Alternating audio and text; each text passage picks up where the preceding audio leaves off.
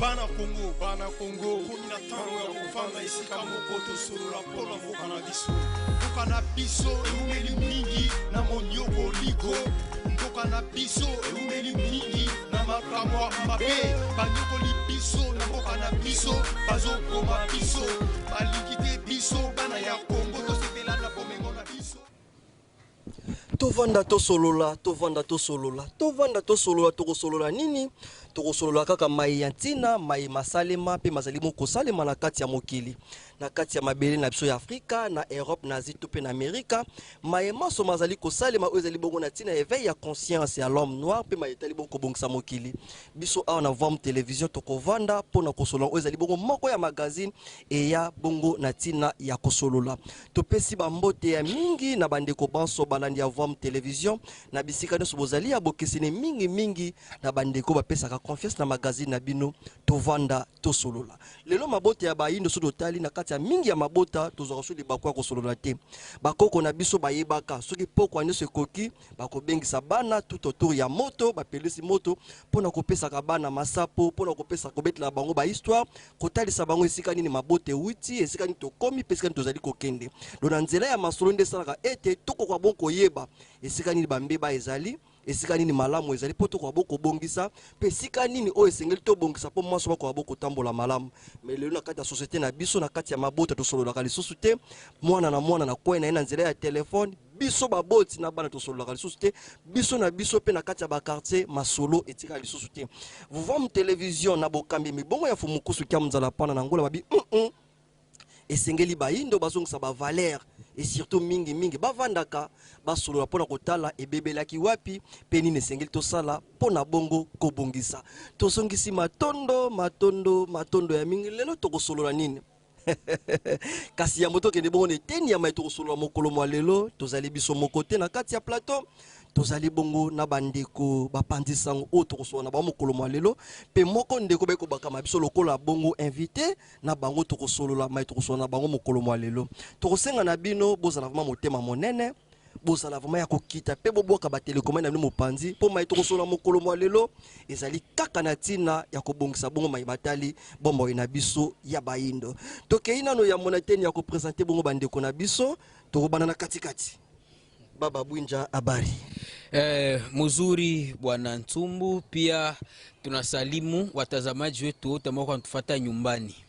Matondo mingi na kolikia tango bososoli deja ki baki na Swahili ngo baki na mission na biso na magazine na biso mokolo mwa lelo bolimbisi tokosala bongo bakota mibale pona nite pe bakota misato ninko baki tokokende pe na Swahili tokoki pe kodefa kote ya bapaya po bososoli ya malonga ekoka bongo na kozala na loboko na ngai ya mobali otawusne tande ko bima bongo loboko ya bonengo tozali bongo na Tata Pero kwa Kombe face B de l'Occident. Mbote na bino mbote Tata Ntumbu elongo na bandeko banso basali ya voir télévision pe pona ninte na balandi banso bazolanda biso na ngonga oyo matondo mingi bandeko balandi tokei bongo na loboko na biso ya bonengwa pata musopa na binoko bima bona loboko ya botata tozali bongo na kilandi lokala toyebi to massacrer kombo na bino locale matondo mingi kilandi locale bandeko bazolanda biso toyebi te nini bokoyebisa bango ya motokota bona bozindo ya masolo na biso mokolo mwa lelo. Matondo mingi na kopesa biso maloba ya moto zongisi kaka matondo na kobengisa biso lisusu po ete toya kosola na bandeko topesi pe balandi banso oyo bakozwa tango ya kolanda biso na bokebi penza pona mokolo mwa lelo matondo mingi bandeko balandi obo kozali bako kolanda biso pona mokolo mwa lelo tokoliki ya vraiment lelo tokolobela nini na kati ya mabele na biso surtout na kati ya mboka Congo tolingaka mingi kobetela mingi CTT ba pays pamba te kolandele tumba moito ye nango peni ya nesongi ya nzila o bazali bongo mokobi misala ya walongo fumuki mango ya 1921 bazali ta los côté ya biso esengeli to boma bongo ba frontière o ezalaki bongo ici na kati ya conférence ya Berlin mais lokola réalité za en face tokoloba kaka maelekaki bongo na kati ya République démocratique du Congo na mokolo ya le 30 juin le 1er juillet le 2 juillet tozaki bongo na congrès panafricain toyambaki bongo ba panafricaniste bayaki awa pona kolekisa congrès wana netina bongo ya kolamusa bongo makanisi ya bilenge pona kokolisa susu bolingo wana ya kolinga mabele na biso ya Afrique kasi lelo tokosimba mingi na mokolo ya yambo oyo ezalaki bongo le 30 juin oyo ebalanaki bongo mpe na manaka ya proclamation ya indépendance ya mboka na biso Congo. Mokolo mwango bapaneliste na biso balobaki ya mingi bazalaki bayaki kana tina moko ya kolamusa biso pe ya kotalisa biso lolenge kanto koki kosala po tolata lisusu bolingo ya kolinga bongo mabele na biso ya Afrika. Balobaki ya mingi kasi na kolikia bayeba tozali bango na kata plateau awa bazalaki mokolo mwango solo bandeko balandi soki mbaye ya bongo ekozala mpona kolamusa biso makanisi mpona kokota biso susu na bolingo et surtout na eleko tokoti ezosenga vraiment na biso baafricain tolata bongo esprit wana ya panafricanisme po to baboko défendre mabele na biso baba bwinja mokolo mwango mozalaki na yebi te soki kote ya lingali kosamba bino facile soki kozala facile te ekozala pe malabo kende na kota oyo kosamba bino facile po bandeko balanda biso bayeba vraiment maye nini malekaki mokolo mwango ya le 30 juin toyeba tina nini ya congrès pe nini sengi to simba na mokolo mwango ya le 30 juin. Matondo mingi ndeko Ntsumbu mopanzi sango na biso matondo pe na bandeko balandi banso bazwi lisusu libako ya kolanda biso ya solo mokolo wana ya le 30 juin 2025 e markaki 65e anniversaire ya indépendance ya mboka na biso Congo. Kasi parmi ba paneliste ya mokolo wana tomekaki ko retenir intervention ya mfumukusu kya munzala panda na ngola ne songi nzila o bazali bongo chef spirituel ya religion africaine Vuvamu. Bon, toyoki balobi indépendance kasi doute ezalaki ya koyeba nanu de 1 après 65 années est-ce que ya solo toza indépendant ou bien toza indépendant te siko na kotala ndenge mboka ezotambola yango nde doute ezalaki tozomona pasi na kati ya mboka bitumba minyoko eza ebele alakila tuko tunajua probleme ni nini ndani ya nchi yetu tuko tunaangalia tu vijana bamingi ndani ya kukunya pombe ndani ya ma distraction ma jeu d'hasard biko bantafuta franga alors que Congo kufatana na intervention fumukusu kufatana na intervention ba paneliste yote tunakuya remarquer que non avec richesse ya nchi yetu eza pratiquement impossible tokende na bapasi tozomona lelo kasi lokola toko monopoliser maloba te toza ebele na kolika na deuxième intervention toko avancer pamba te ebele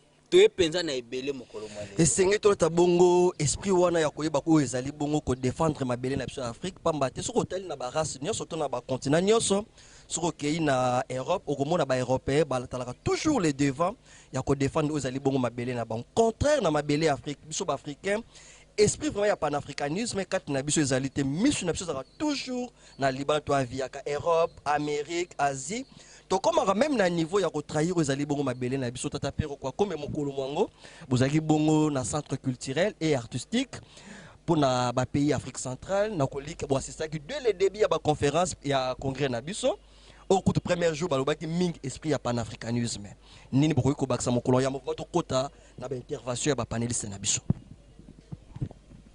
Matondo mingi na tata Ntsumbu na opeta biso maloba biso totikalaki penza na totikali na mwa posa makasi ya maimanso masalimaki na kati ya congrès parce que oui toyaki toyoki bato balobi mais tozalaki na posa to traiter likambo moko ezalaki na kati de yango to réunir congrès wana batie ba panafricaniste nyonso oyo balobelaka bolamu ya boyindo nde bayaki wana poto biso bilenge to pe ba étudiant tozwa pe occasion ya retourna bango mituna pe bango ba meka kosala ba exposer par rapport ya makamunyo surtout ozo leka na kati ya Afrique pe sur précisément na kati ya Congo surtout na makama guerre ozo na niveau ya est mais na tikalaki na moi soif wana donc na tikalaki na moi posa parce que congrès na ndenge tozwa ko monela ngo na ndenge ba paneliste oyo misusu balingaki penza ezalela tomoni ekendaki pena malamu te nazaki dessus nazaki na moi dessus muke c'est vrai na ba animateur ya surtout il y a question réponse donc jeunesse etikali ko s'exprimer penza te même le premier jour to bandaki na moi ngonga ya opusa na c'est vrai que zaki mukola liboso mais esengela ki batikela bilenge tango ya kotuna mituna pour permettre que bakora ozwa biyano o esengeli poto kanga sikoyo nini na nini makambo nyonso tosanganelaki wana ekwa bongo kopesa biso basolution na makambo moko toza nango. Mais comme je le dirais, nabi ba réalité peut-être il y a nature, peut-être il y a ba organisateur, nyonso nyonso twana, il y en a bi je reste un peu sur ma soif dans natika na posa, ce qui ozala ke na mikolezo ya ba organisant lisusu et permettre bango ba yeba ndeni ya kobongisa. Mais sinon te na kati wana on a eu des interventions qui très important. Ezo senga penza to ko rabon ko fandela yango pe to solo la yango po ezalaki mutu ya makasi penza.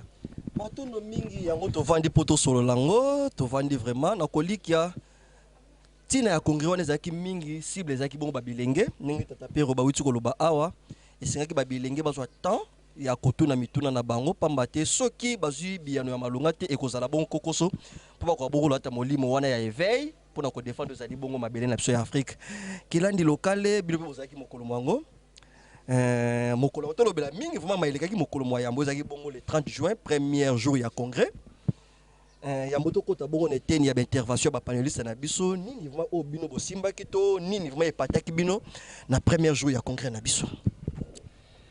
Aksanti sana mtangazaji wa habari. Hakika kwa siku ya kwanza ya Kongre Panafricaniste, kitu kia kwanza ambaye kia muhimu kabisa ambaye tunatakiwa kuelewa, ilikuwa siku ambaye walifasiria Panafricanisme ni kitu gani. Ni kitu ambaye ilinigusa kabisa. Yani tulitambua ya kwamba Panafricanisme ni mtu mweusi mu Afrika kurejea katika ndani mwake. Yani mtu mweusi arudie mtu mweusi. Maana yake na mila ya mtu mweusi. Yani mtu mweusi aishi kufatana na gisi baba mumbaji aliyetaka gisi mtu mweusi anapasha kuwa. Unaona, ilikuwa jambo kubwa sana ambaye ilinigusa, nikakuya kuona kama Panafricanisme iko naenda sawa na kazi ambaye mfalme Kusukia Muzalampanda eko anafanya. Kwa sababu mfalme Kusukia Muzalampanda wanakuja kuendelesha kazi ambaye mfalme Walongo, mfalme Kimbangu alikuja nayo ya kuturudisha sisi watu weusi katika mizizi yetu. Sisi watu weusi turudie katika dini yetu ya asili, katika mila yetu. Ni kitu kubwa sana ambaye iliyonigusa. Baada ya ile niliona ya kwamba mingi watu ambaye walisimamia Panafricanisme ama walikuja kwa ajili ya kutupaishia kutufasiria Panafricanisme walikuwa wanakabua kazi ile ya kipanafricanisme na kiroho. Unaona? Na kuona normalement hatuwezi kukabula Panafricanisme na kiroho na dini ya asili. Kwa wewe ukuwe Panafricanisme wa kweli, inabidi kwanza urejee katika dini yako ya asili.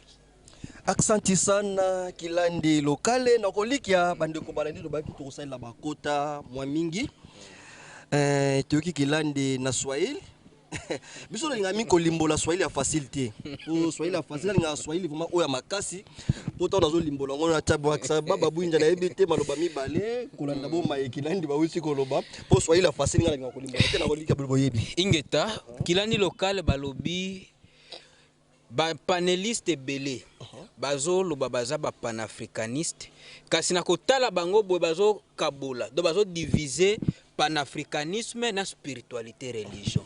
Alors problème eza po mfumu bauti koloba balobi po ozala vraiment panafricain esengeli ozonga na Afrique ozongela ndeko pe kwinja na kolika bo spiritualité na bino. anticipe te tokosenga na bandeko balandi biso baso toza awa yambo tokota bongo na mozindo vraiment ya tovanda tosola mokolo mwa lelo tokosenga na eteni ya régie tozomona kuna liso ya ngozuli tata kwaku elongo na tata ntima silovonde botina biso élément intervention ya fomokusu kia muzala pana na ngola totala mai nini balobaki tozonga tosolola mai fomokusu balobaki matondo.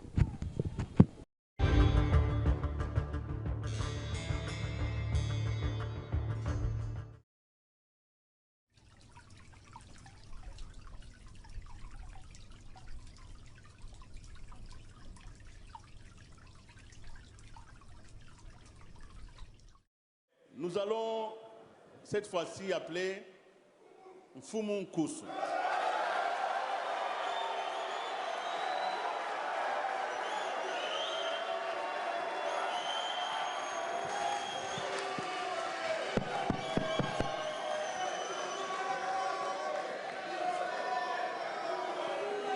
Alors, s'il vous plaît, pour ceux qui ne le connaissent pas, c'est un chef spirituel.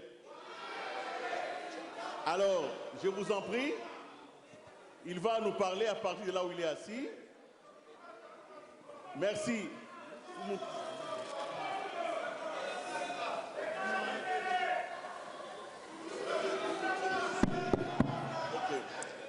Matondo mingi mbote na bino bande kope bilenge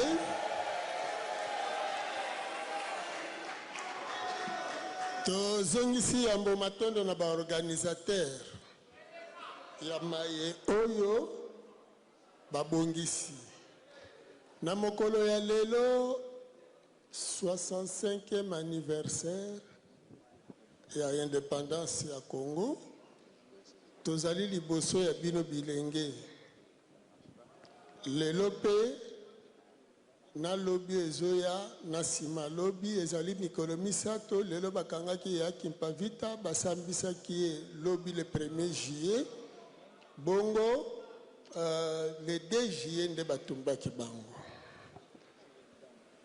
bilenge jeunesse d'étudiants lobi ezali bino kasi esengeli toyeba bandeko banso baleki balobi basusu balobi tolamusa conscience ezali kolala bamosusu balobi panafricanisme ezali kolala elingi koloba soki moto alali oyo aza kolamuka nde alamusaka moto alali.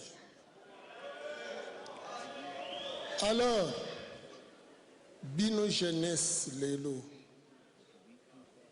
boza kotala mokili ndenge ezali kotala mokili boza komona malamu ete Europe économie na ye na technologie Asie économie na technologie Moyen-Orient pe économie na technologie mais biso na Afrique économie ezate économie ezate technologie eza komonana te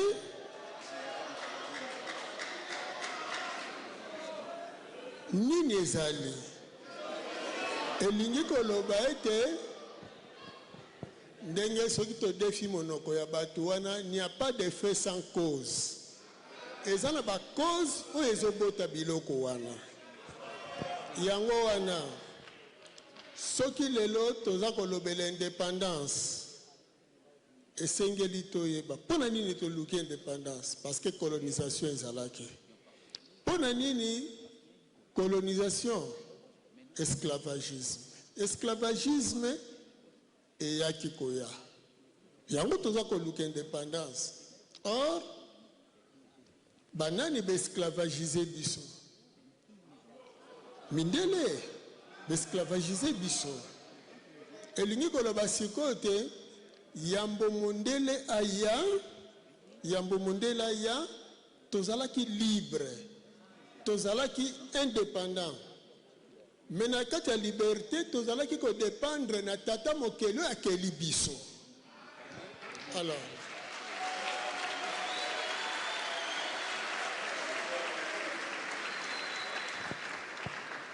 biso tozali œuvre ya tata mokeli, tozali na mabele oyo ezali riche koleka mabele nyonso ya mokili.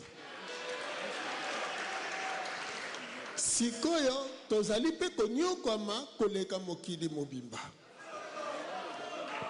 Yango tolingi toloba na bino bilenge, bino nde mbongwana. Tokoki toloba tolobi kasi soki yo elenge bozwi mikano te bino bilenge te, Afrique ya lobi ekomitika te basakanela yango, ekomitika te bamonela yango, kasi bakomonela biso lisusu te tango nini. Tango bino bilenge bokososola ete biso bayindo soki bandeko wana nyonso bazali lolenge bazali spiritualité na bango ndakisa spiritualité chrétienne et faire développer Europe, spiritualité bouddhiste et faire développer asiatique, spiritualité islamique to arabique et développer et ça faire développer l'arabe. Alors l'Africain baki kokota na ba spiritualité ya batuana tala ndenge tozali noni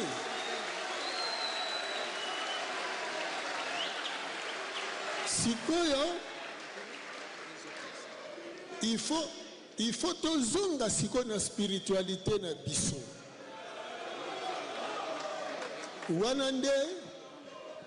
wana nde kolingisa mayele oyo ebungaki ezonga. Alors po tososola bilenge boyeba boye na tango tozali esengeli toyeba période tozali kotraverse, touti wapi tokomi wapi toza kokende wapi. Tango toza koloba ete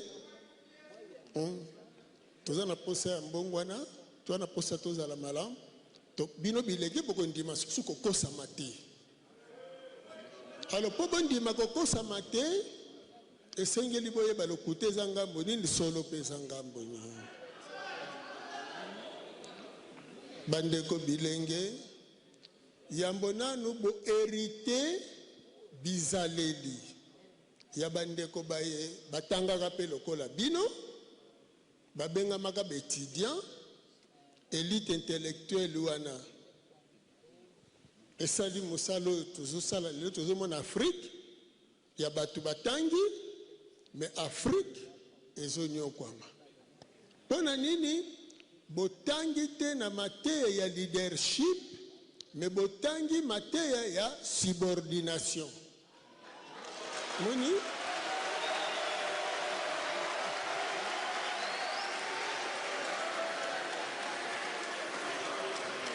donc bazotangisa bino po boservir mundele nzoka il faut bokende na leadership bino bauniversitaire esengeli bososola boye omoni ntango tozotanga na bomwana totangi na ekole toye wana étude du milieu toyeba mokili oyo toye après école tokomi na institut lokola na humanité te toke na humanité wana tokomi baélève baza kolakisa biso po tosala misala mais une fois na université tokomi na univers mokili kuna univers ya création do bino bilenge fo bobanda kokela et non to continuer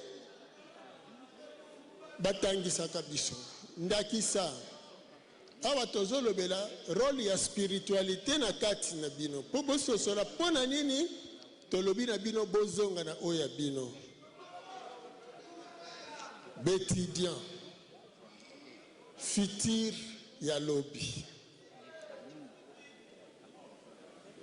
outi élève batangisi yo mécanique pour réparer motuka. Mais au commun à l'université, on peut continuer kozala mécanicien. Non, il faut, so commun à l'université, il faut que la motuka.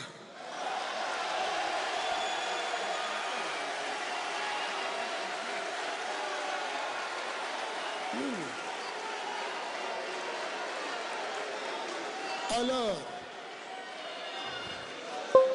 toko solola na bino awa tozo kondoko awa tozo solola na bino en tant que participant mwana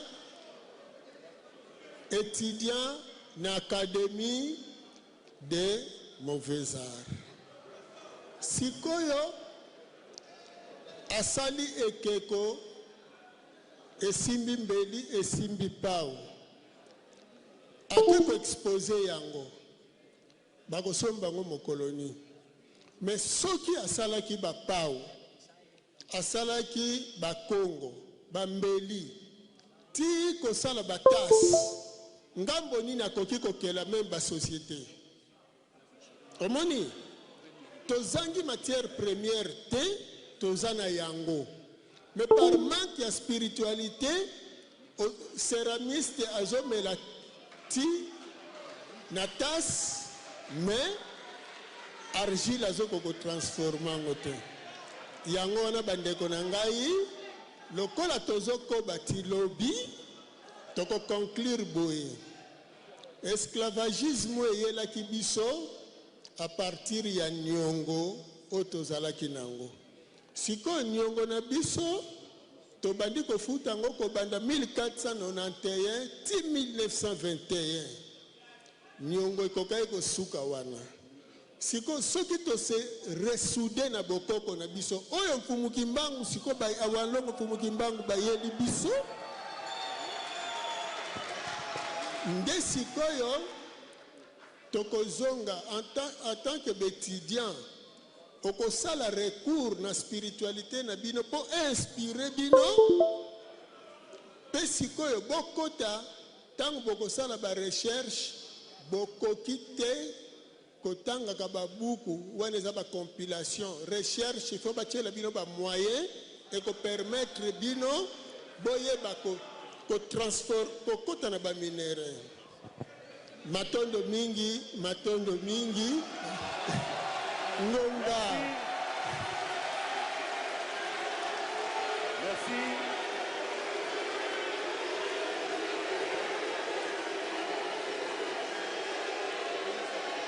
Merci, merci.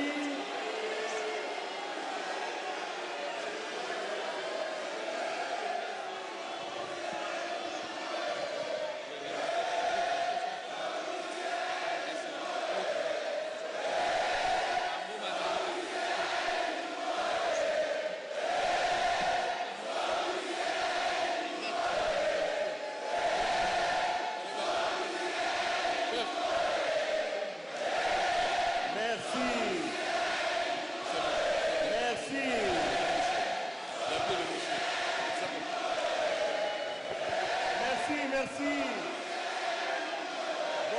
Voilà, je vous ai entendu. Merci beaucoup d'avoir apprécié l'apport de Fumukusu. Merci. Il est encore là. Il parlera encore. Vous poserez des questions. Merci vraiment, merci. Voilà, s'il vous plaît. Merci, chers camarades.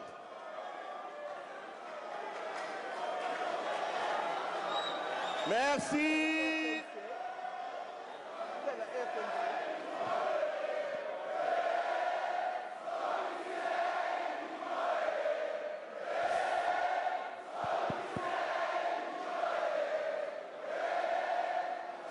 Merci. Super. S'il vous plaît, camarades étudiants. Camarades étudiants, s'il vous plaît. Camarades. Sinon, Willy, vous permettez que je parle à Willy? Il y aura... C'est le premier jour, hein? On est ici 3 jours. Il y a demain, il y a après-demain.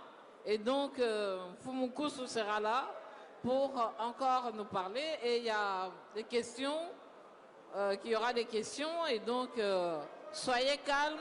On poursuit avec le prochain panéliste. S'il vous plaît. Et puis, on reviendra. Je vous en prie. Respectons le programme. Camarades, nous devons respecter le programme. S'il vous plaît.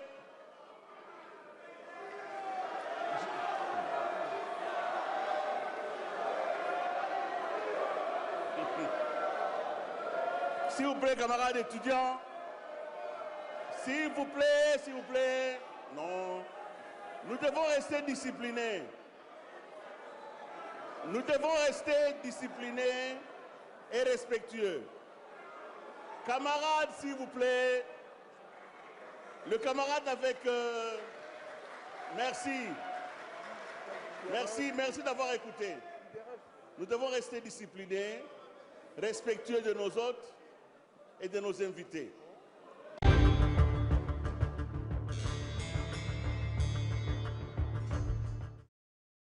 J'aimerais savoir, ma question est la suivante. J'aimerais savoir si la vision d'un Congo fort et uni est-elle une condition préalable à l'Union africaine?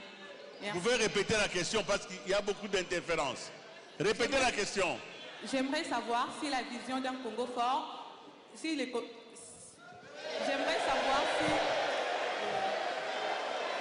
savoir... Attendez un peu.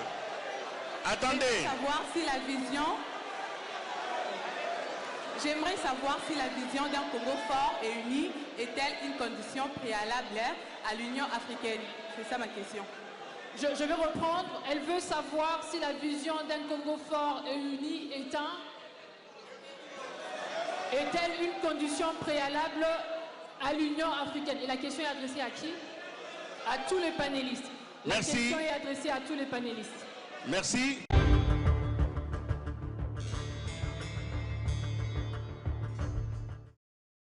Merci. On va donner la parole à Fumukusu pour répondre.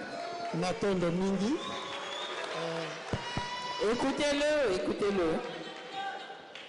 Nathan Domingi, pona motuna pe ande kopoto bakisabiano. Panafricanisme ekosunga biso na évolution na lolenge kani. To bandela nanu kososola ete Afrique oyo tozali lelo cartographie oyo tozali na yango eza ya biso te, ezali ya conférence de Berlin. Esika mindele bakabolelaki biso. Alors, soki na kati na biso tokoboma nanu molimo ya komona ete okuna angolais, okuna nigérien, centrafricain, tososola ete o wana eza mapango mindele bakelaki. Siko soki tozongi na kati na biso koloba na ndeko no moyindo, koloba teke oza moninga na ngai, me yebisa ye oza ndeko na nga.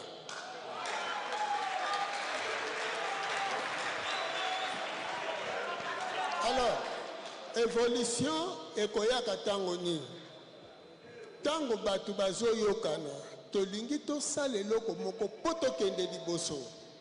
Kasi tango batu bazomona ete nga naleki yo, bokopusana te. Or, panafricanisme, soki tokoti na aile spirituelle, tokososola ete tozali kaka batu moko na kati na biso. Oyo ezangi nga eza epa ndeko na ngai, oyo ezangi epa ndeko eza epa na ngai. Tosangisa yango mpo tokende liboso. Eno bapesi yo mosala te ye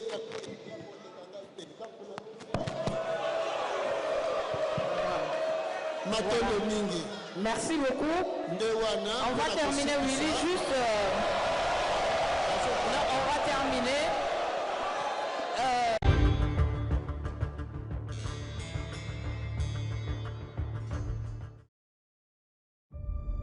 Matono mingi baba bwinja tatapero kwa kombe kila ndi lokale tuwiti kolanda bongo Fumukusu kia mzala pana na Angola. Tant tolandi Fumukusu biso loko sali biso pasi tanga lobi moto alali moto alamusaka eza kaka moto aza ya kolamuka lelo moyindo aza lisusu te na conscience kati na ye pamba te toza na facilité ya kotrahir ko ezali bongo mabele na biso ba vraie valeur ko permettre biso tolamusa tombola mabele na biso toza na yango te nini ezosala ke tobungisa ba vraie valeur wana nyonso po tokabwana to se dessouder na ezali bongo spiritualité na biso nakoliki ya tata Pero kwa kombe tozonga na pai na bino koyoka mai ofu mukusu balobi na kata tovanda to solola nini bokoki koyebisa bandeko matondo mingi tokoliki ya grand maître so bazoloba biso esalaka biso bafrisson makasi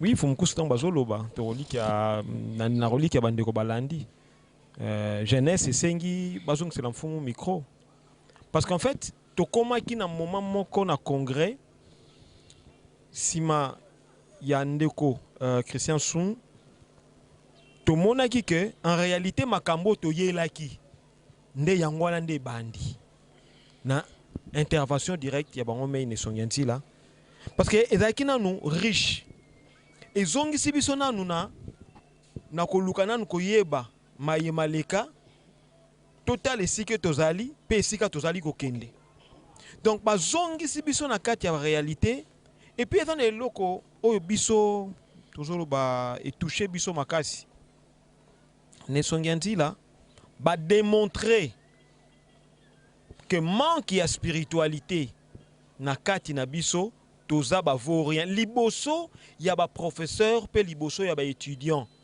puis bandimi yango ezo démontrer que spiritualité ce que eza te kati na moto donc eza impossibilité donc to sala kotango tozo tanga wana ezo produire eloko moko te ba démontrer biso que ti lelo totikali kaka ba élève malgré mutake na université ndenge nyonso atali ba étude nyonso alongwe na étude millier ake na eleko ya misala koyeko ya misala kina comme eleko esengeli donc apesa ngo susu ndakisa ya malamu eza na mécanicien oza na humanité oza mécanicien mais aucun na université oza kaka mécanicien alors que okoti na univers bomoni profondeur oba memi biso profondeur wana nde ezosenga normalement esengelaki congrès ezali la yango biso na biso ki na bandeki non natikalaki na soif wana na pina ma regret wana mais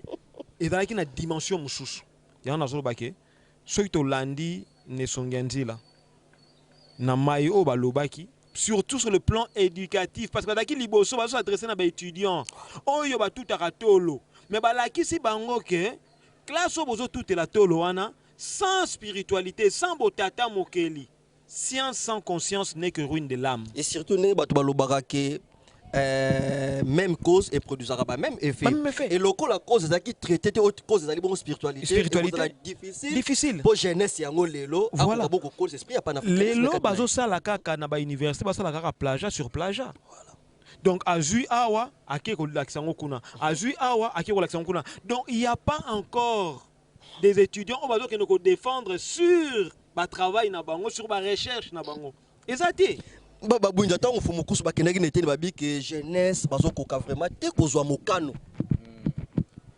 bazokoka te kozwa mokano oh po jeunesse azwa mokano nde fumukusu balobaki ke esengeli bakota na kata spiritualité tozwaka ndakisa na mwa mingi meme na baémission dosalaka toyebi nzete oyo akatani na misisa na ye peu importe grandeur ya nzete oyo deja monisaki na libanda na ye risque suka osala nini akoyeba bongo na kokauka sikoyo lelo tozolobela mingi tokolisa esprit ya panafricaniste kati na biso mpona koyeba boko défendre ezali mabele na biso contenu ya bainjustice oyo tozosibir mokolo na mokolo or mpo moto bapesa ye lokumu esengeli azala na makoki akomisalela soki ozomisalela meme na kati ya mabota tomonaka langage bo ebimaka litie te liliete sikoyo mpo moto okoma considéré pa ya bato esengeli yo moko okoma na bacapacité wana ya koyeba bongo na komisalela or mpo komisalela esengeli ozwa conscience or conscience na biso bayindo ndenge fumukusu bauti kotalisa babike ebombami na kati ya spiritualité na biso neteni wana namonaki be bino na kati ya salle omaija kobeta loboko na mesa biso mpe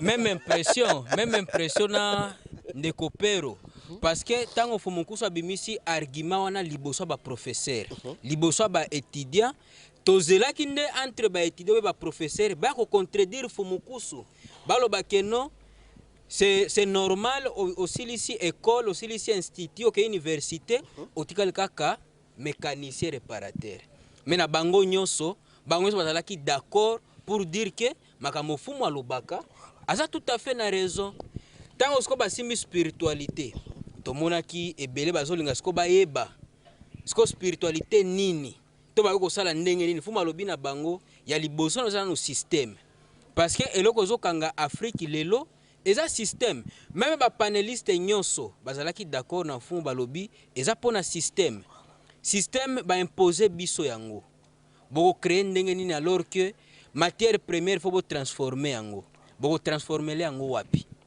ba réserve ezate eska kosala yango ba usine ezate siko tango moni boye Afrique to fandeli mabele o eza na nkite eza na richesse mais biso moko ba africain toza ba pauvre alors epesi siko ba étudier éveil ya conscience parce que na kati ya salle wana ya congrès ba étudier bazalaki na slogan na bango camarade D sans esprit zéro mais to on est troisième jour mais ambiance parce que botuni question ya éveil ya conscience voilà ba yebisi bango ba mingi siko na mokolo ya yambo ya congrès aussi longtemps bokola mukate bozela pe eloko te pona bino ba africain ya lelo pe pona génération ya lobby donc toi ba bien que soki lelo to boti dans le cas où to bundi te po Afrique ezala bien Afrique la muka to kende biso nyonso na kati ya fulu ndenge ba supérieur na biso bazo kende lelo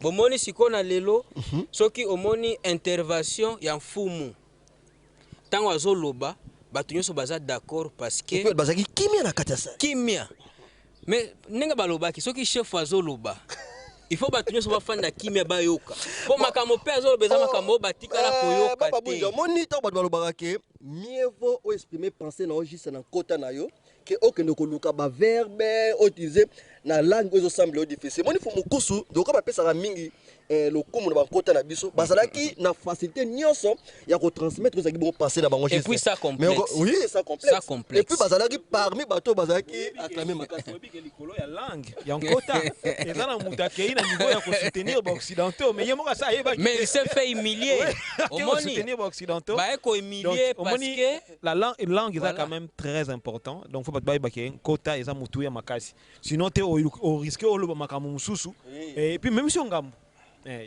bomoni siko soki tokoki koshite na makambo etali technologie po yango pe na premier jour na fumu basimbaki yango parce que économie na biso zéro technologie zéro fumu balobi bien nyonso ezaka pona système jamais mundela koki ko préférer Afrique économie et mata to technologie et mata tokozala siko bato tosala na bango concurrence alors que c'est le programme na bango il faut totikala toujours basubordonné tosoki na nona potozoya matondo mingi et surtout na eteni moko fumba lobaki balobi lelo Afrique ya lelo ezali fruit ya élite intellectuelle ya lobby pamba te bazo kamba lelo eza batangaki bazwaki connaissance wana na mateya moko Fumukusu bateya biso balobi toyebaki mokili sambisaka biso lolenge pe nzoto tata mokili sambisaka biso lolenge mokili ezali kosambisa biso mokolo na mokolo pamba te soko lie biloko elongo banite na nzoto tomonaka résultat ezalaka maladie befe moko négatif na kati ya nzoto connaissance oyo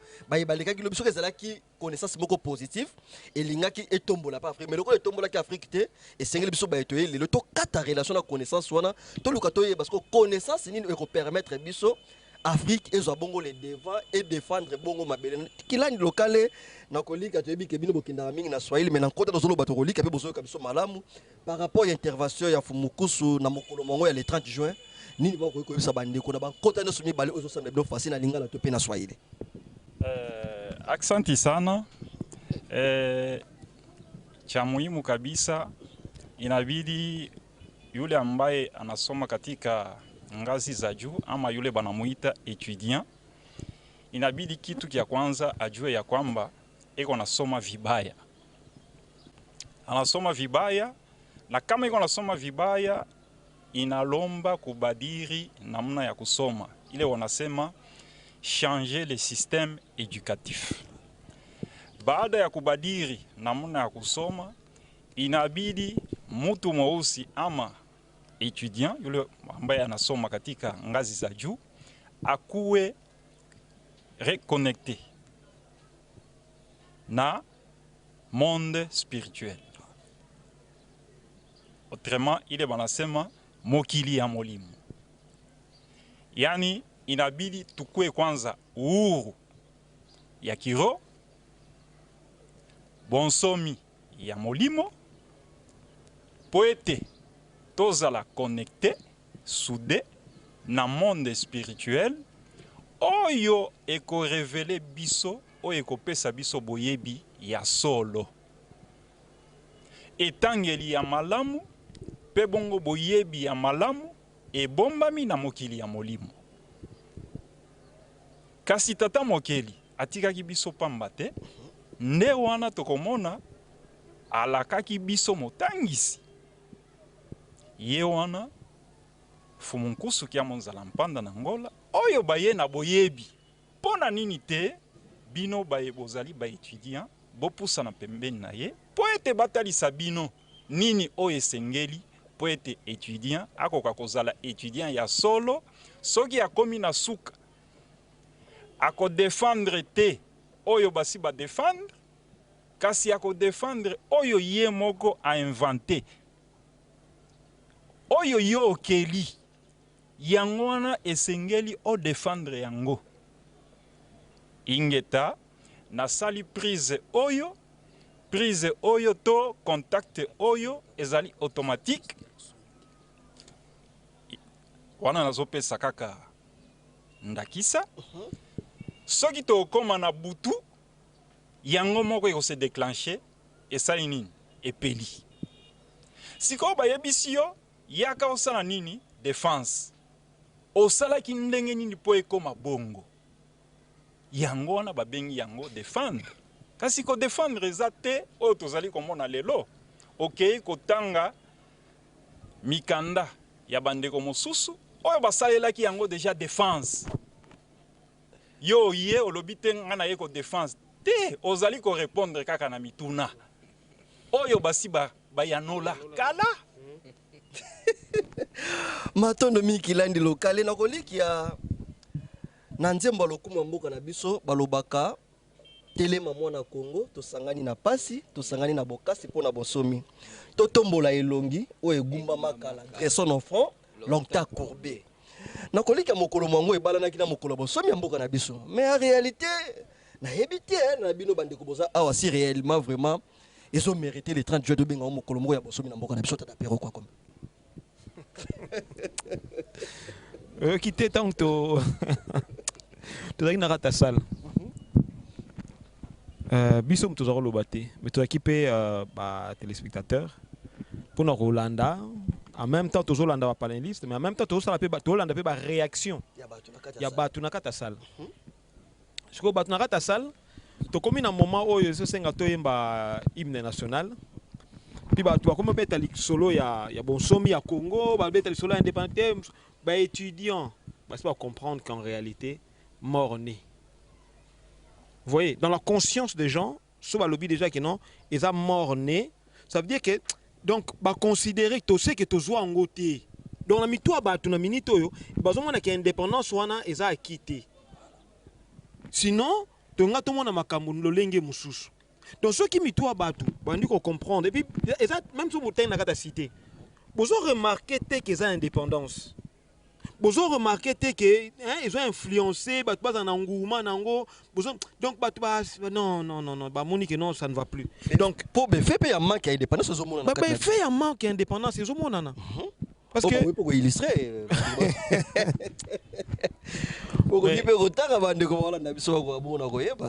Bon, biso tozala penza te na minute oso to simba ba effet za ko simba mingi sur le plan autolobie sur le plan politique. Ah oui oui. Donc oui, oui. Automatiquement tant lobby que zo effet zo mon en té déjà premièrement sur le système éducatif to que natana noana sur le système éducatif.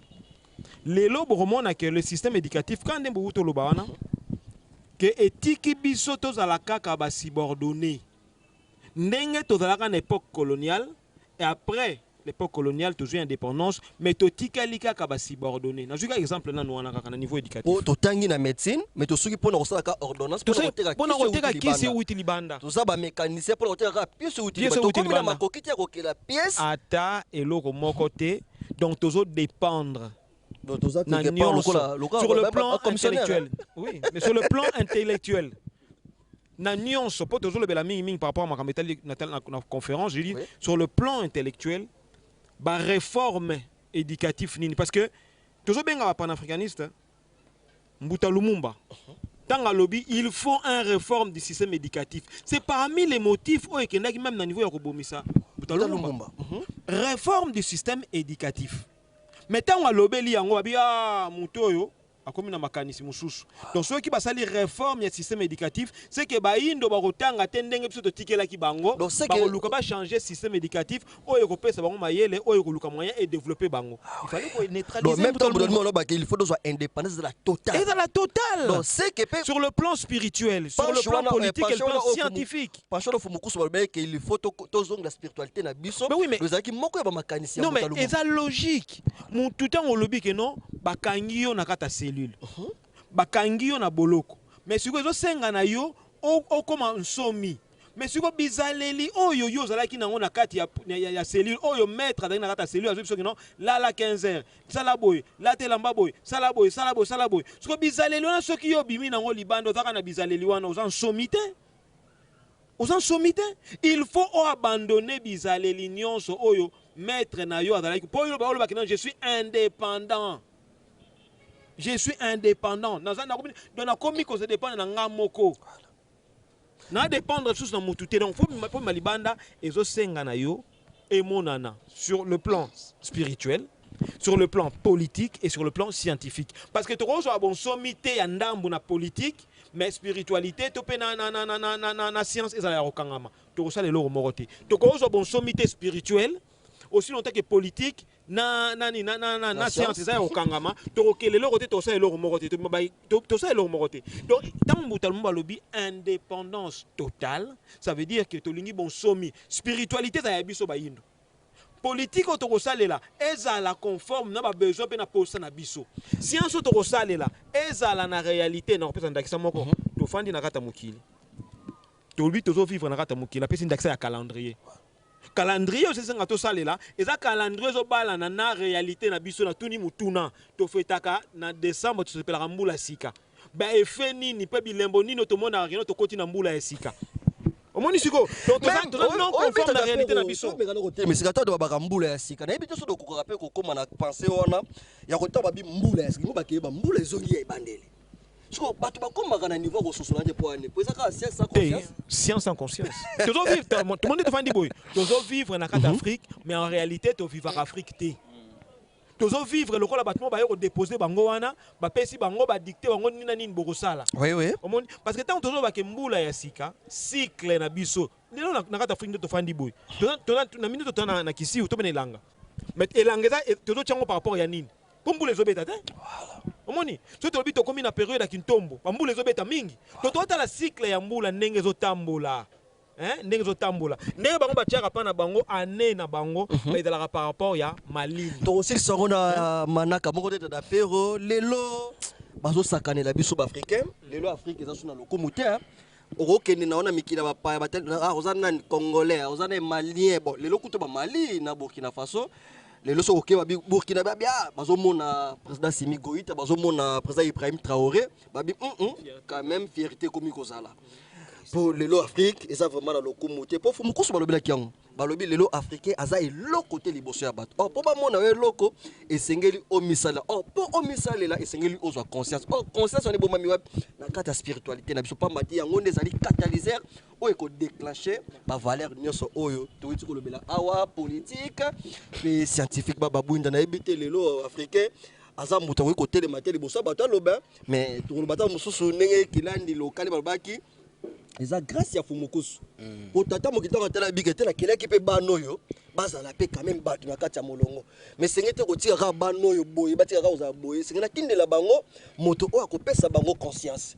Eza li bango malam ko za Fumukusu po na kotala bo na kati ya salle, ba 3 fois docteur bazalaki ingeta ba 5 fois docteur bazalaki mais tango balobi liboso ba etina babi bango nyonso d'accord c'est la bango micro voilà parce que bazwaki matière sika soki toko compléter nanu ndeko na biso ne pero avant to passer na intervention ndeko Christian Sung bomoni na le 30 juillet à la mokolo indépendance na biso toyebi que ça date ya réflexion kasi depuis le début depuis kala na 1960 époque ya bakoko na biso selon Matteo tozwaka pa Mfumukusu eloba makaete après indépendance ekomaki siko tango akobina babandi mabina babosani indépendance toye ko remarquer même comportement na salle ya congrès tosilisi koyoka réflexion ba intellectuel tosilisi koyoka réflexion ya chef spirituel yoka nzemo bayeko beta na suka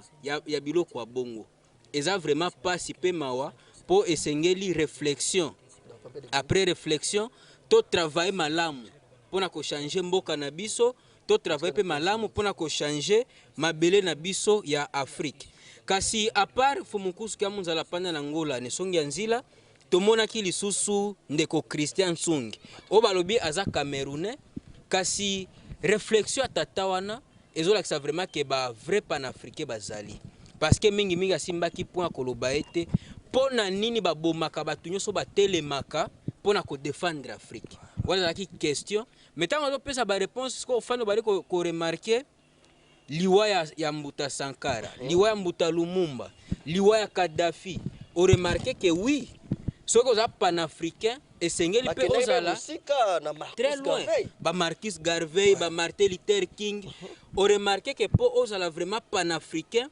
et sengeli po ozala na spiritualité o ezo batela yo en dehors la spiritualité ozo batela yo koti biloko na bango ba loge ba maikari ba nini ba ko frapper facilement c'est le cause mona ba tu ba bundi ba telemi ba bundeli Afrique ba comme petit na indépendance mais indépendance ezo se manifester par manque ya spiritualité kilangi lokale tozwi chance ya koyambana leko yo moto lokola Mfumukusu kya munzala pana na ngola simple modeste na kata salle baza na lokumu bayebi ke congrès wana ezo na mokili mobimba mais bandimi ba exprimer penser juste na kata kota na biso liba kwa malamu kozala na modoko Mfumukusu kya munzala pana ngola ndiyo hakika iko bahati kubwa sana kwa sisi kuwa na mtu kama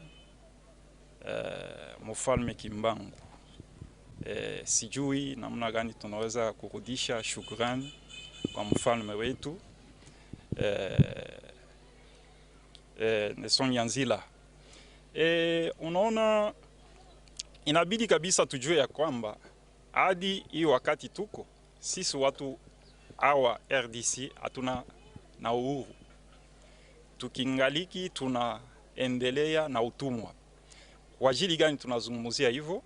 Kwa sababu hatujifanyishi fikra yetu inatoka nje kwa nchi ya kigeni, kwa mgeni, kwa mzungu, kwa Mwarabu. Kwa kutafuta kula inabidi tuitishe nje ama ile wanaita kuimporte, na tuna udongo. Unaona, hatujifanyizie ile yote ambaye tuko nayo amu ya kufanya. Ile ndio inamaanisha ya kwamba hadi siku hii ya leo bado hatujakuwa na uhuru.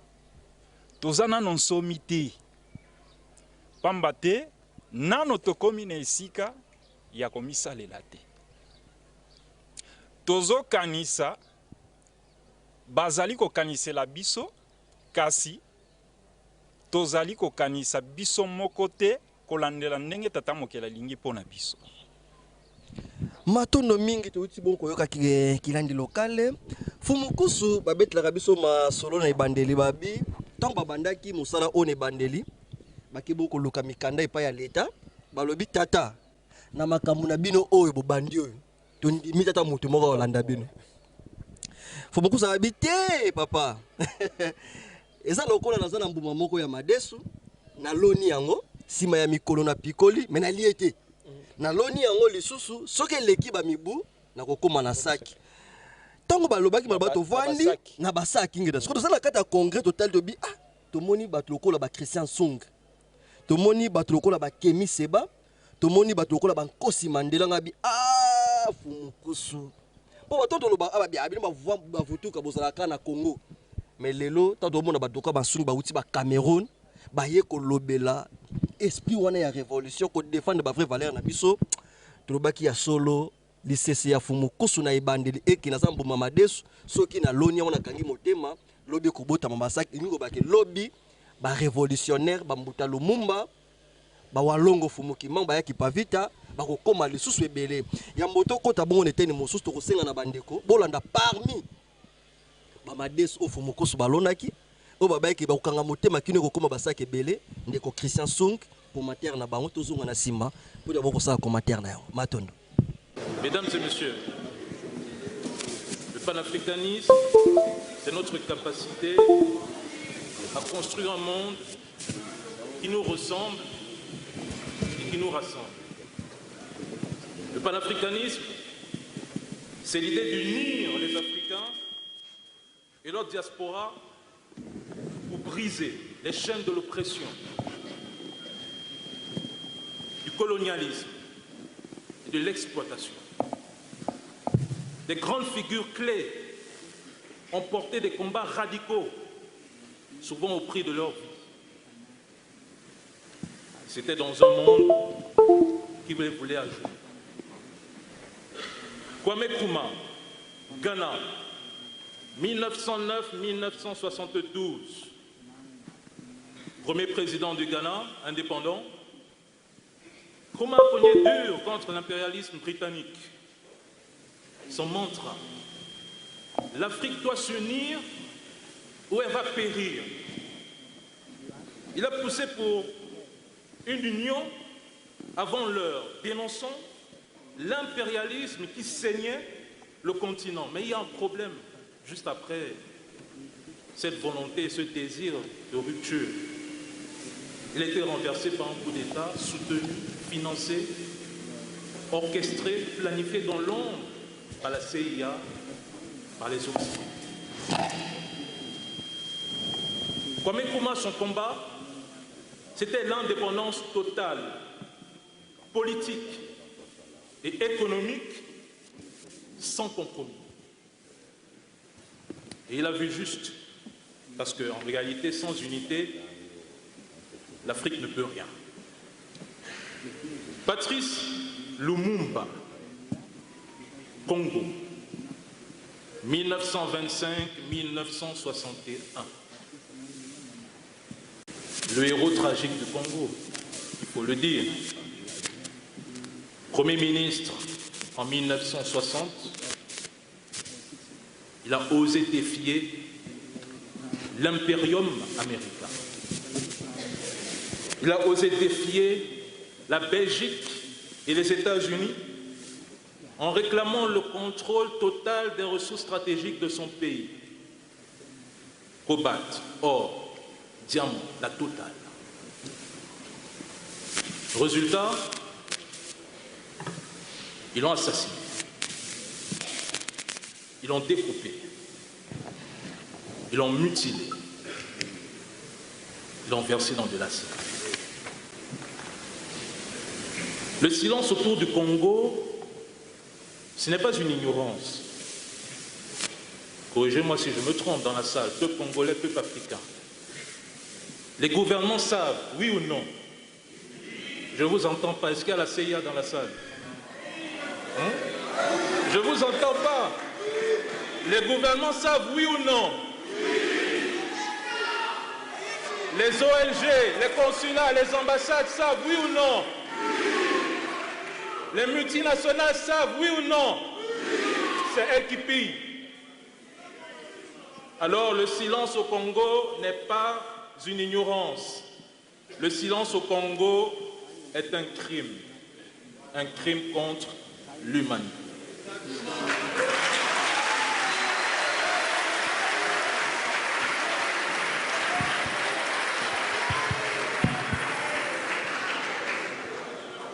Patrice Lumumba a osé défier tout un système économique Ils n'ont pas supporté. Pourtant, ce sont les mêmes élites qui courent à l'ONU parler de paix pendant qu'elles financent un proxy, un pion, une base armée,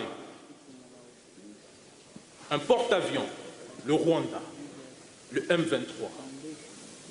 Et pour avoir osé défier l'oligarchie occidentale, ils l'ont éliminé. Thomas Sankara, Burkina Faso 1949-1987, un autre leader, tombé. On le surnommait le Che Guevara africain. Président à 33 ans, il est mort à la jeunesse, à la fleur d'âge. Il a transformé le Burkina Faso en défiant l'Occident et toutes les institutions financières internationales, telles que le FMI. Il a dit non aux dettes coloniales. Il a dit non aux dettes néocoloniales. Il a promu l'autosuffisance alimentaire. Il a vacciné 2,5 millions d'enfants. Il est même allé plus loin. Il a planté 10 millions d'arbres. Il a aussi donné aux armes, il a donné aussi des armes aux femmes pour qu'elles se défendent. Jugé trop dangereux, comme Patrice Lumumba, une caste dirigeante, assise loin à l'Hexagone, a décidé tout simplement de l'éliminer. Ils ont fomenté un coup d'État, trahi par son propre frère Blaise Compaoré, son frère, son compagnon d'armes. Il a été criblé de balles en 1987. L'histoire n'oubliera pas. Marcus Garvey, Jamaïque, 1887-1940. Le pionnier de la fierté noire avec son mouvement Back to Africa. Il a réveillé la diaspora en prenant le retour en Afrique, le retour aux sources et l'indépendance économique. Il a créé la Black Star Line, une compagnie maritime pour connecter les Noirs du monde entier. Une fois de plus, les États-Unis l'ont brisé. Ils n'en veulent pas de ce genre de leaders. Ils ne veulent pas des leaders qui sont capables de réveiller toute une jeunesse. Ils n'en veulent pas, parce que l'Afrique, c'est un réservoir de matières premières. Nous ne sommes pas considérés comme des nations, nous sommes considérés comme des mines. Donc, résultat, il faut abattre tout penseur, toute élite consciente en Afrique qui est capable de réveiller et d'éveiller cette jeunesse africaine. Marcus Garvey, il a été, comme par hasard, emprisonné, exilé pour fraude postale. Nous le savons tous, c'est un prétexte bidon. Garvey a choqué en disant que les Noirs devaient se voir comme une nation, pas comme des sous-hommes, pas comme des sous-citoyens. Son héritage vit aujourd'hui dans le rastafarisme et le Black Power. Frantz Fanon, Martinique 1925-1961. Le psy qui a armé les esprits. Dans Les Damnés de terre, il explique pourquoi la violence est parfois la seule réponse au colonialisme. Pour lui, le colon n'abandonne jamais sans un coup de fouet, ce qui est logique lorsque nous voyons ce qui se passe aujourd'hui. Engagé dans la révolution algérienne, il a terrifié les colons en montrant comment l'oppression détruit la psyché des opprimés. Mort aussi à fleur d'âge, comme Thomas Sankara, 36 ans. Il est mort d'une leucémie. Il reste aujourd'hui ce que j'appelle une bombe intellectuelle. Et son idée choc, traverse encore le temps. Il dit, décoloniser, c'est arracher sa dignité par la force, si besoin. Amilcar Cabral, Guinée-Bissau, Cap-Vert, 1924-1973. Le stratège de la guérilla. leader du PAIGC. Il a combattu le colonialisme portugais arrache-pied avec une arme redoutable, l'éducation des masses. Pour lui, la révolution passe par la culture. Matondo mingi bandeko balandi na kolikia esengo makasi vraiment surtout na voix télévision na ba technicien na bango nyonso kula tomoni bongo tata Futila Mayunga tata Kwaku tata Ntima Siluvondi tomoni bongo Kumungala mokolo yango ya congrès bazalaki vraiment ya kotoka makasi basimba koto batika koto yo po manso mako aboko tambola malamu tuiti bokola na ndeko Sung tango bazobeta mingi sete na Mbuta Lumumba na talinga bi mais Mbuta Lumumba o biso moko ba konto ba kazalaka pressé akufa po na mwasi na nzela na yende le tozomona ba passion nyonso mais lelo récemment awa na mboka Ukraine ba wuti ko sala mbongo po na Mbuta Lumumba ba wuti ko sala calendrier po na Mbuta Lumumba mais tozokoka te kokota na idéologie wana vraiment ya Mbuta Lumumba tata pero kwa kombe koyoka ndeko Sung vutuka nayoki ndeko Sung pe na kosenga pe na bolimbisi nayoki ndeko Sung me nayoki na pasi makasi pona nini ndeko Sung balingaki basalaki exposé moko ezalaki riche en émotion parce que batalisi biso bayebanso babunda pona bonsomi to pe pona bolamu ya bayindo biteni mwa mingi ya mokili batangi bayebanso wana mais boyebi regret nanga eske ozozalela pasi engelakisa ke biso baye oyo tofandi oyo tozwi mukumba ya kotangisa batu la mère de la révolution africaine yaki mpavita bango bayebi bango nanu te parce que bayebaka yaki mpavita balinga batanga yaki mpavita na kati omoni soki bayebaka walongo fumukimbango parmi balingaki kutu bamartele sur yango miyango nalobi malamu ke naza na regret place wana pona nini parce que ndeko Sung message comité moni message photo émettre pas na ye azana poso nango parce que na observé bango bolimbisi pendant tous les 3 jours na observé bango à chaque fois que mfumba zoloba sauf le dernier jour où azaki na monaki azaki moi occupé parce que premier jour même interprète na bango premier jour même ye moko aye koloba que non par rapport à la spiritualité la terre sainte donc à marteler sur yango donc automatiquement je pense que il faut biso baye oyo tozali na kati ya etando tozali bavutuka il faut to sala makasi to émettre message et ya message to nango to ba ninga ba sungiane sonyanzila donc faut to sala makasi to message wana to komisa ngona bisika o esengeli parce que bandeko wana en réalité tanga zoyoka ne sonyanzila mais ils ont une étape moko to zangi kolobela bolimbi sipenda to zangi kolobela eza par rapport ya motuna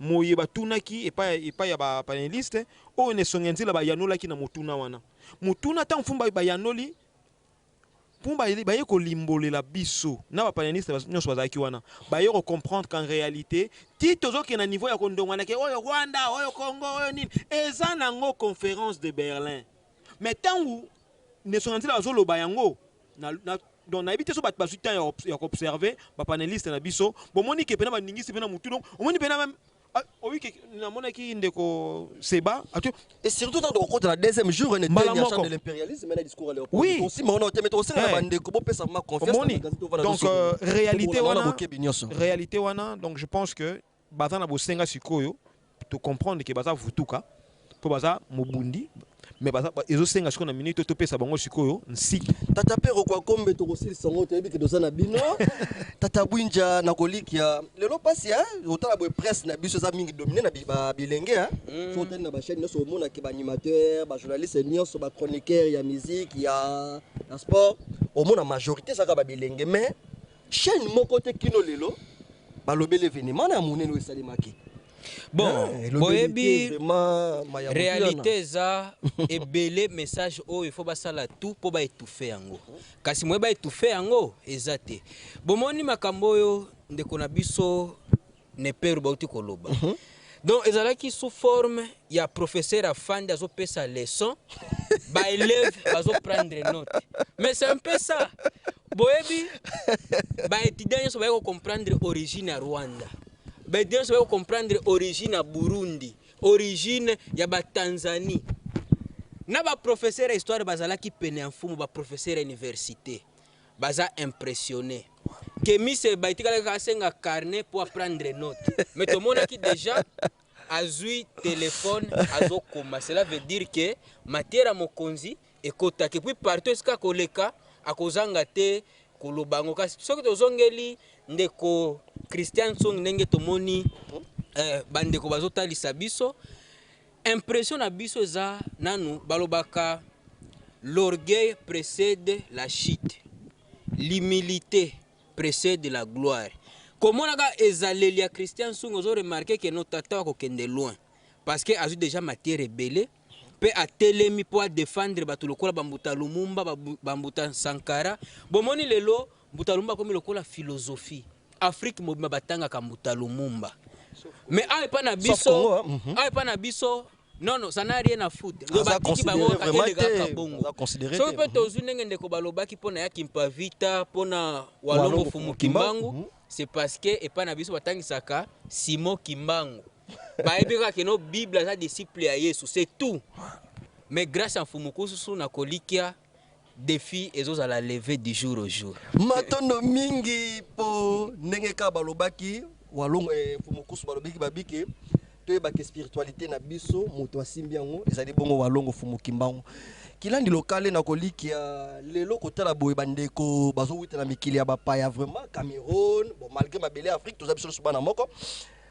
kotala dimension etumba oyo ekomeli lelo biso ba toza pene ya Fumu Kususu toza na défi ya makasi et puis ba imboka bato bawuti Cameroun bawuti Sud Afrique ba ye na Congo pona ko interpeller ba Congolais mais biso ba Congolais distraction na mabina na komela na kosakana kilandi lokale to bani ko benda suka na mwango nga moke ya botoki na bongo suka par rapport ya masoto solelo concernant congrès na biso oyo elekaki bongo le 30 juin mokolo ngwa ya mope mokolo ngwa ya ouverture. Aksanti sana, tunasema ya kwamba mtu hawezi kuwa panafricaniste bila kurudia katika dini ya asili. Inabidi kwanza panafricaniste wote awe katika dini yake asili kwa ajili apiganie mtu mweusi kwa haki. Unaona? Ndio kwa maana unaona kwa ile siku ilibidi baanze kwanza na ya Kimpavita. Parce que kwa sababu ya Kimpavita ndio panafricaniste wa kwanza. Yule ambaye alianza kurejesha mtu mweusi katika dini yake ya asili, katika mizizi yake, katika mila yake, ya Kimpavita 1704 tukakuja tarehe 2 mwezi wa 7 1706 wakamchoma kumoto kwa ajili ya uhaki.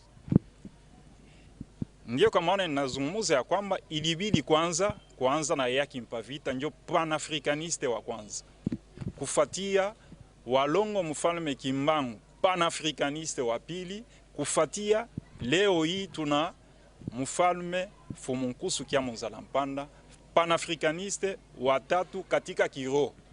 Yani kwa kuwa panafricaniste wa kweli inabidi kwanza turejee kwanza katika dini ya asili ili tupate kutembeza hii habari nafasi yote na uhaki kwa watu wote wose.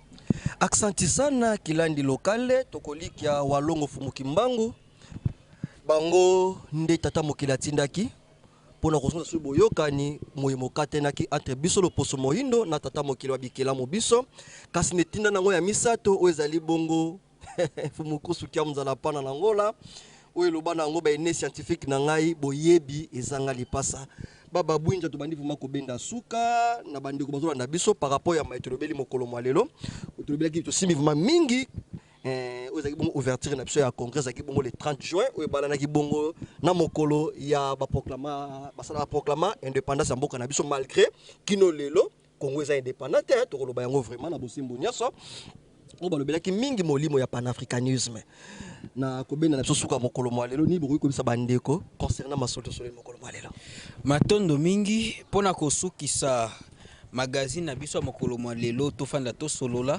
tokotalisaka na bandeko oyo bazwi libakwa kolanda biso mokolo mwa lelo ete le 30 juin ndenge toti koloba awa na congrès panafricain oyo elekaki na centre culturel et artistique de l'Afrique centrale eza kaka po biso baindo toyeba ete toza na nzambe na biso baindo tozongela système éducatif na biso po e permettre tozala na économie komata et permettre tozala na technologie komata po lobby tosala siko concurrence na Occident concurrence na Orient pamba te aussi longtemps tokokobaka na spiritualité na bango tokosala eloko te à part yango ndenge tomonaki mpe bandeko balobi mpona barévolutionnaire bapanafricain oyo bakufaki na kobundela baindo esengeli siko na biso nyonso tosangana esika moko ndenge touti koyoka kilani lokale balobi esengeli spiritualité ezala mpo ekamba biso mpe ebatela biso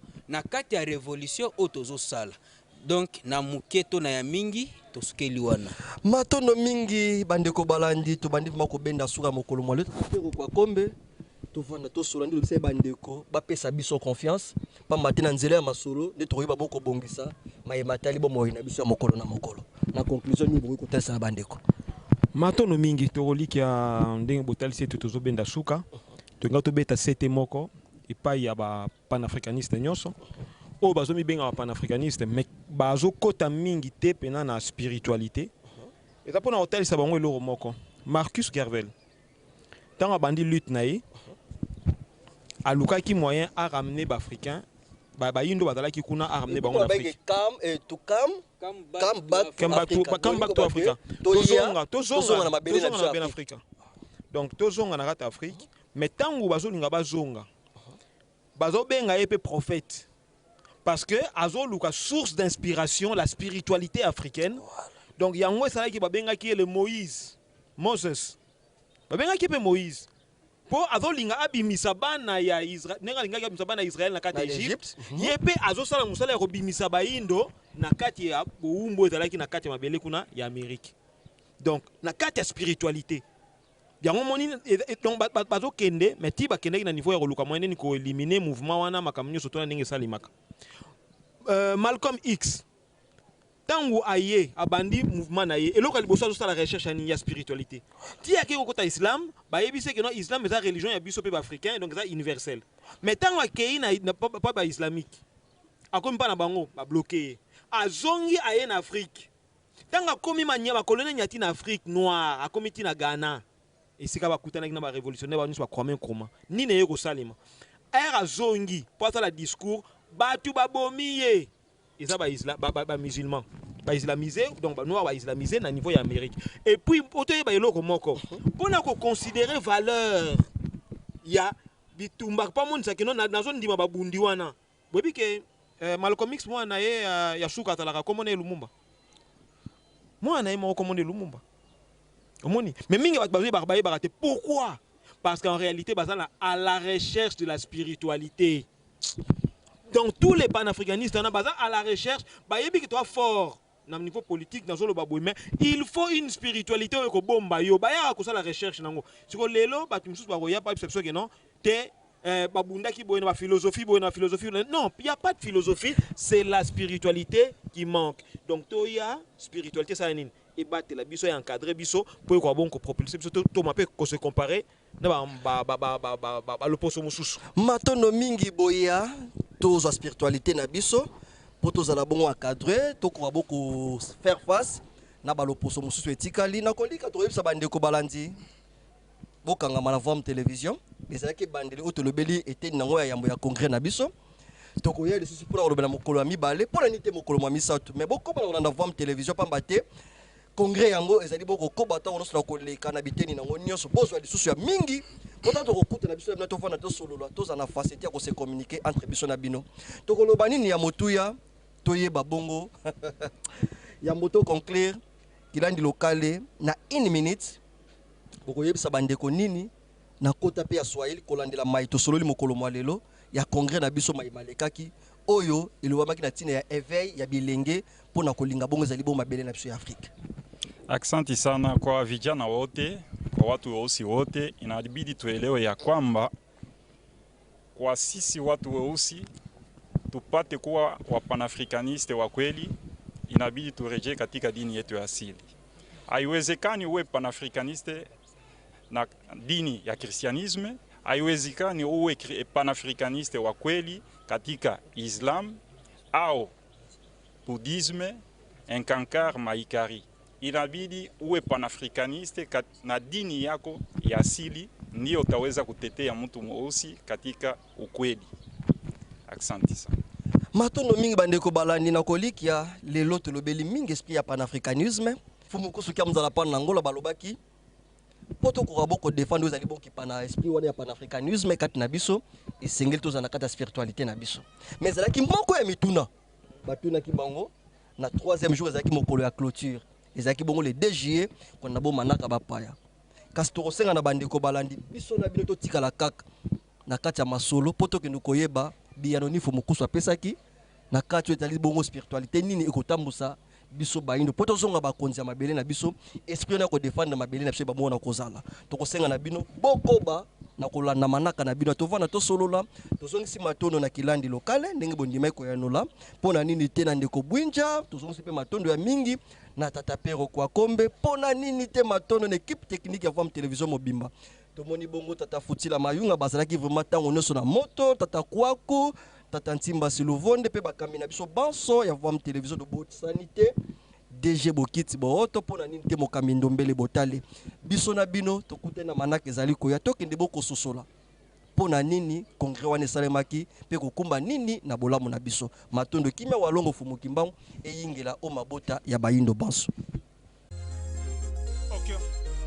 Bana Congo, komina tango ya kufanga isika moko to surura pona mboka na biso. Mboka na biso eumeli mingi na monyoko ligo.